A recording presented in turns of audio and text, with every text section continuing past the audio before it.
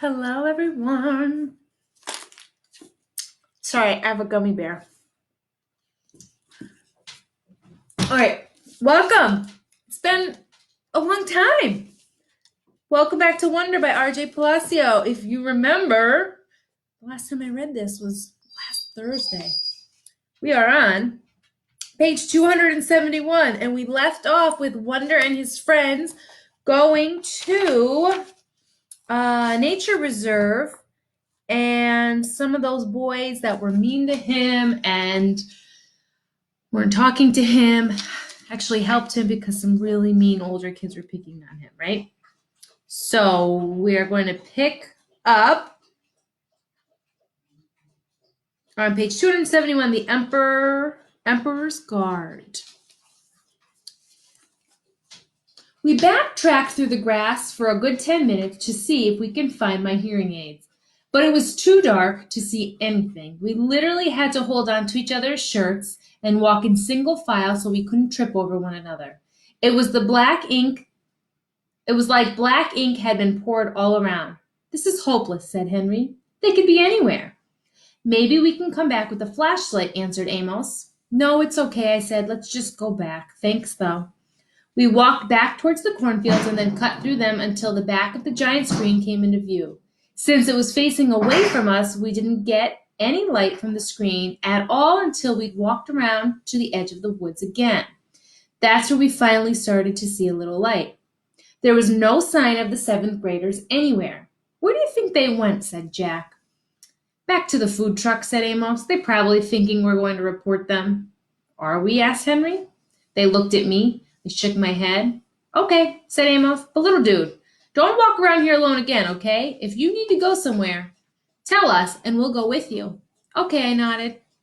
As we got closer to the screen, I could hear, high on a hill was a lonely go-through, and could smell the cotton candy from one of the concession stands near the food truck. There were lots of kids milling around in this area, so I pulled what was left of my hoodie over my head and kept my face down, hands in pockets as we made our way through the crowd.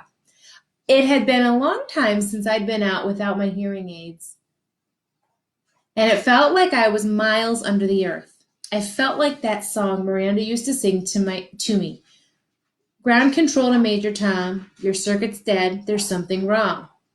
I did notice as I walked that Amos had stayed right next to me, and Jack was close on the other side of me, and Miles was in front of us, and Henry was in back of us.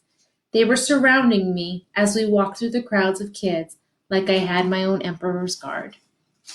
Sleep. Then they came out of the narrow valley, and at once she saw reason. There stood Peter and Edmund and all the rest of Aslan's army, fighting desperately against the crowd of horrible creatures whom she had seen last night. Only now, in the daylight, they looked even stranger and more evil and more deformed. I stopped there. I had been reading for over an hour, and sleep still didn't come. It was almost 2 a.m. Everyone else was asleep. I had my flashlight under the sleeping bag, and maybe the light was why I couldn't sleep, but I was too afraid to turn it off. I was afraid of how dark it was outside the sleeping bag. When we got back to our section in front of the movie screen, no one had even noticed we'd been gone. Mr. Tishman and Miss Rubin and Summer and all the rest of the kids were just watching the movie. They had no clue how something bad had almost happened to me and Jack. It's so weird how that can be. How could have a night that's worst in your life, but to everyone else, it's just an ordinary night? Like on my calendar at home, I would mark this as being one of the most horrific days of my life. This and the day Daisy died. But for the rest of the world, this was just an ordinary day. Or maybe it was even a good day. Maybe somebody won the lottery today. Amos, Miles, and Henry brought me and Jack over to where we'd been sitting before with Summer and Maya and Reed. And then they went and sat where they had been sitting before with Humana and Savannah and their group. In a way, everything was exactly as we left it before we went looking for the toilets. The sky was the same. The movie was the same. Everyone's faces were the same. Mine was the same. But something was different. Something had changed. I could see Amos and Miles and Henry telling their group what had just happened. I knew they were talking about it because they kept looking over at me while they were talking. And even though the movie was still playing, people were whispering about it in the dark. News like that spreads fast. It was what everyone was talking about on the bus ride back to cabins. All the girls, even girls I didn't know very well, were asking me if I was okay. The boys were all talking about getting revenge on the group of seventh grade jerks, trying to figure out what school they were from. I wasn't planning on telling the teachers about any of what had happened, but they found out anyway. Maybe it was the torn sweatshirt and the bloody elbow, or maybe it was just the teachers hear everything.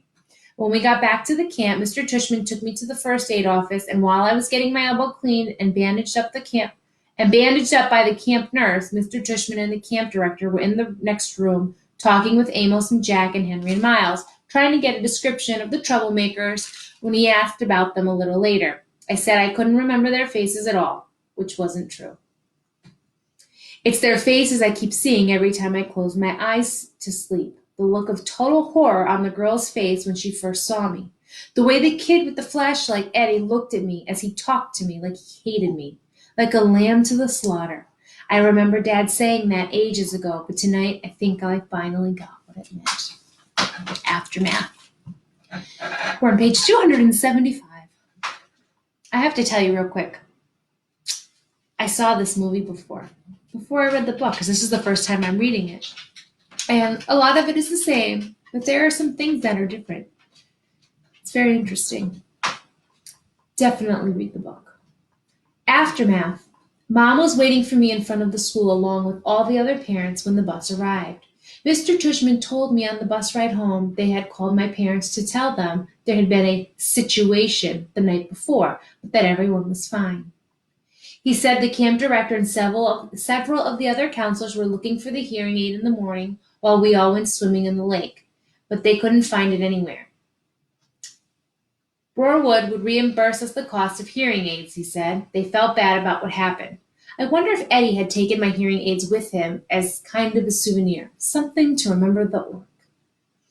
Mom gave me a tight hug when I got off the bus, but she didn't slam me with questions like I thought she might. Her hug felt good, and I didn't shake it off like some of the other kids were doing with their parents' hugs. The bus driver started unloading our duffel bags, and I went to find mine while Mom talked to Mr. Tushman and Miss Rubin, who had walked over to her. As I rolled my bag toward her, a lot of kids who don't usually say anything to me were nodding hello or patting my back as I walked by them. "Ready?" Mom said when she saw me. She took my duffel bag, and I didn't even try to hold on to it. I was fine with her carrying it. If she had wanted to carry me on her shoulders, I would have been fine with that too, to be truthful. As we started to walk away, Mr. Tushman gave me a quick, tight hug, but he didn't say anything. Home. Mom and I didn't talk much the whole walk home, and when we got to the first stoop, I automatically looked in the front bay window because I forgot for a second that Daisy wasn't going to be there. Like always, perched on the sofa with her front paws on the windowsill, waiting for us to come home. It made me kind of sad when we walked inside. As soon as we did, Mom dropped my duffel bag and wrapped her arms around me and kissed me on my forehead and my face like she was breathing me in. "It's okay, Mom, I'm fine," I said, smiling. She nodded and took my face in her hands, and her eyes were shiny. "I know you are," she said, "and I missed you so much, Augie." "I missed you too." I could tell she wanted to say a lot of things, but she was stopping herself. "Are you hungry?" she asked. "Starving. Can I have a grilled cheese?" "Of course," she answered, and immediately started to make the sandwich while I took my jacket off and sat down at the kitchen counter. "Where's Via?" I asked.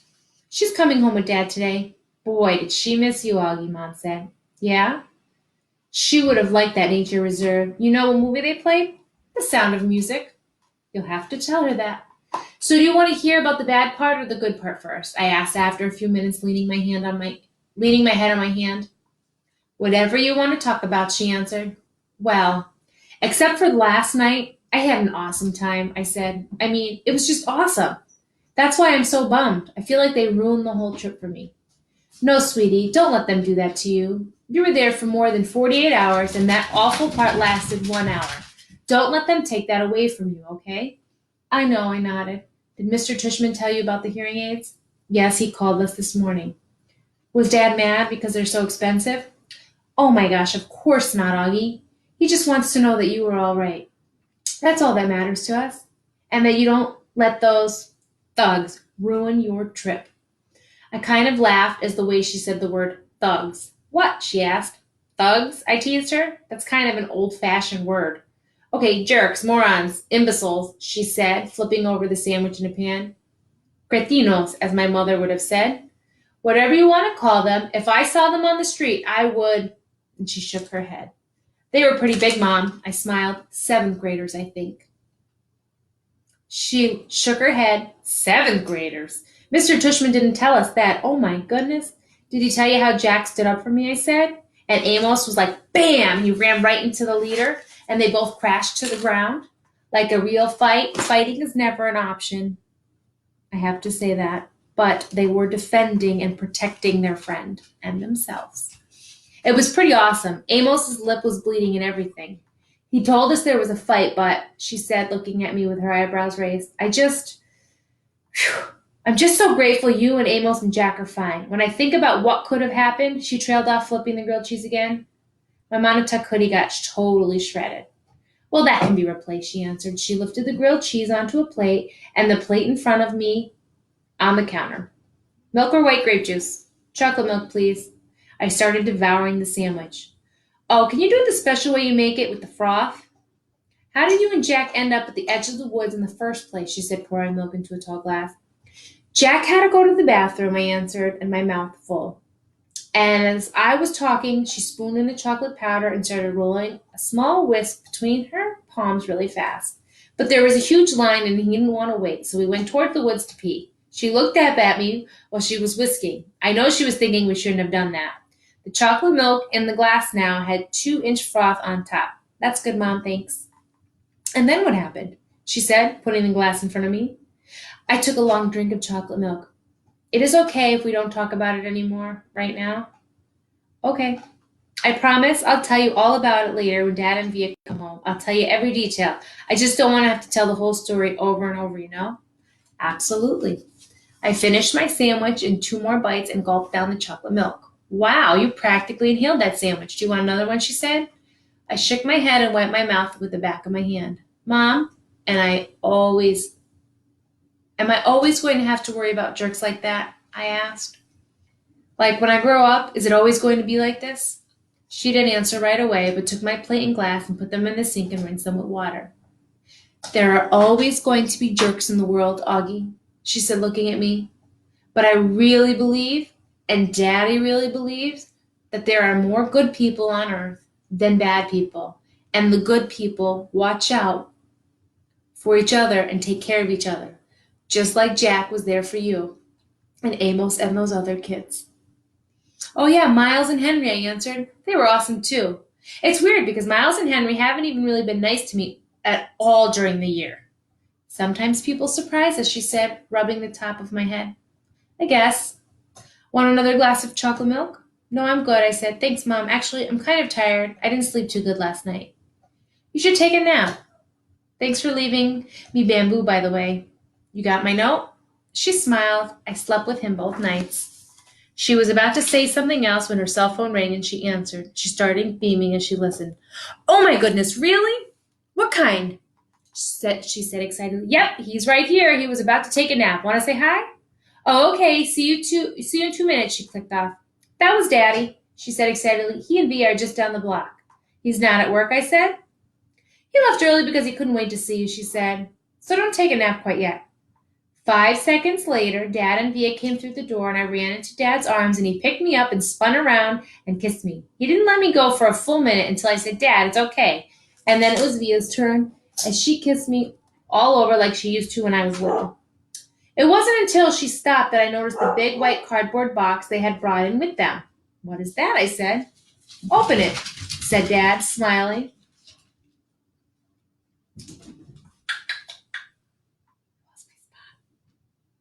And he and Mom looked at each other like they knew a secret. Come on, Augie, said Via.